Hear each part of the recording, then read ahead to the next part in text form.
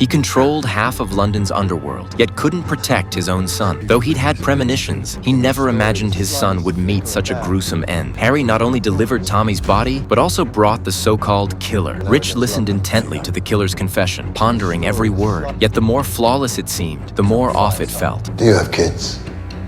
No, my wife. She met someone else and took off from our kids. Yeah, that's tough. Having navigated London's criminal underworld for so long, Rich knew this man was likely just a scapegoat. He offered Harry a simple thank you before uttering a single, deeply meaningful sentence. I'm going to talk to our friend here, and if I find a single crack in his story, the slightest flicker of doubt, then you'll hear from me again. But until then, I'll take your word with H.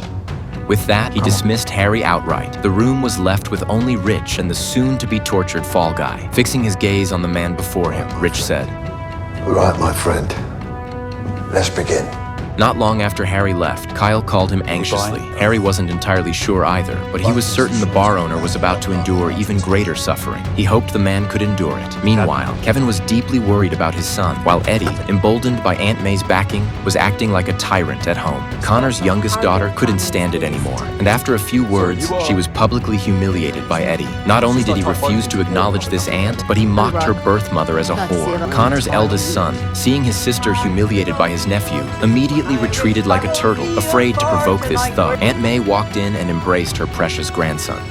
Won't you listen to them, my darling? You, Eddie, are the heart and soul of the Harrigans.